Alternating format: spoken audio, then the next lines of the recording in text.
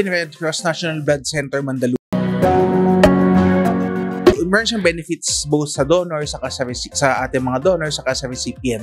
So, there are studies na nagsasabi na about you burn up to 600 calories per donation can protect you from certain heart diseases and certain cancers. And syempre, ang pinaka-importanting benefit nun would be nakatulong ka sa nangangailangan ng mga tao. And how important is blood donation? So, sabi ni World Health Organization, in order to sustain the blood supply of a country, at least 1% ng population ang dapat mag-donate ng blood. Alam natin na pupunta sa mga nangangailangan, pero kanino specifically na pupunta yung mga donate natin blood.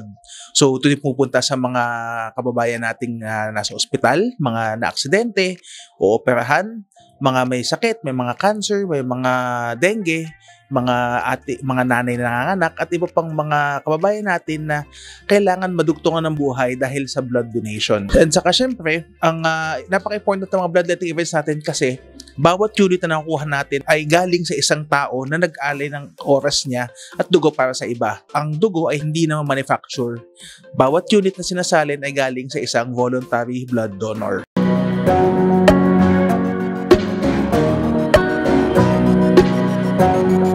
First time ko mag-donate ng dugo, and experience ko is hindi naman siya ganun kasakit katulad nung sinabi. Kung bakit naisip ko mag-donate ng dugo today, kasi alam ko na yung dugo talaga makakapag-save ng marami yan.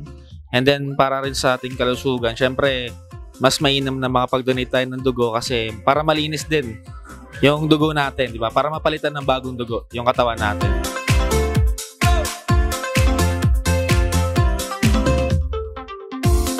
Mag-donate ng blood. Pwede kayo pumunta sa mga malapit na Philippine Red Cross blood facilities. Pwede kayo mag-walk-in doon and mag-donate. So, anong mga requirements natin bago ka makapag-donate? First would be at least dapat well-rested ka, 6 to 8 hours ng tulog bago mag-donate. 50 kilos pataas, feeling well, wala tayong mga ubo, sipulag at pagkakasakit sa araw na yon. Wala tayong mga bagong tato, bagong piercing, so bagong opera. Depende sa screening doctor doon sa facility sa mga iniinom yung gamot. Tuwing kailan naman pwede mag-donate? Tayo ay pwede mag-donate every 3 months. Ano pag-donate ng blood sa Philippine Red Cross? First would be mag-fill up tayo ng form, ang ating questionnaire. Fill up pa natin doon. Andun lahat ng may mga tanong doon tungkol sa inyong kalusugan at kalagayan sa araw na yon. After matapos nun, kayo ay i-screen ng ating doktor, kunin ng inyong vital signs, kunin ng inyong BP, pulso, papakinggan ng inyong baga, kung clear siya, interviewin kayo. Sunod ay i-check ang inyong hemoglobin and blood type upang masigurado na pasado siya sa ating requirements. And once pumasa kayo ay kukunan na ng blood, extract kayo. Ang isang extraction ay tumatagal ng at least 10 to 15 minutes, then after matapos yun, kayo ay aming pagpapahingahin. And after nun, bibigyan namin kayo ng refreshments para at-replenish yung lakas after ng donation. And once okay na kayo, pwede na kayo bumalik sa mga ginagawa ninyo. Naisipan ko pong mag-donate kasi po gusto ko yung mga health benefits na naidudulot ng mga nagdo-donate po ng dugo. Kaya po ako nag-donate today ng dugo para sa benefits din po ng aking health and maka-health din po sa mga nangangailangan ng mga dugo. Kaya sana sa mga gusto pong mag-donate ng dugo, andito lang si Paramount. Nag-donate ako ng dugo hindi lang para sa akin, kundi para din makatulong tayo sa kapwa.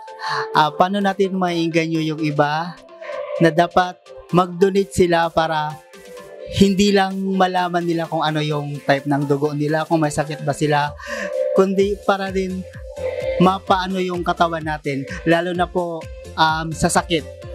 Kasi ang pag-donate ng dugo ay nakakabuti sa blood circulation natin, lalo na po sa pag-iwas ng sakit, lalo na sa puso at saka sa atay.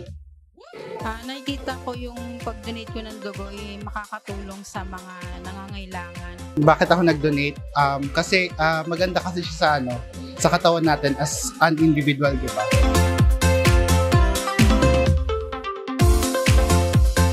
Ang masasabi ko sa mga tao natatakot mag-donate ng dugo is huwag kayong matakot kasi malaki yung health benefits na matatanggap nyo sa sarili nyo nito. Tapos especially pa, malaki din yung matutulong nyo sa mga nangangailangan ng dugo, lalo na dito sa Pilipinas.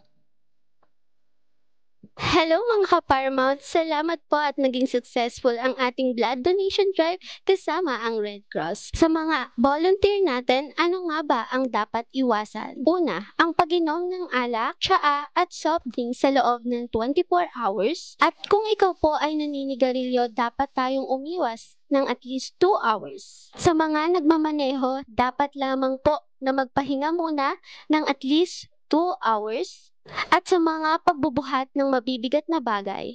At kapag namaga o nagkapasa naman ang extraction site, dapat lamang lagyan ng cold compress within 24 hours at pagkatapos ay warm compress.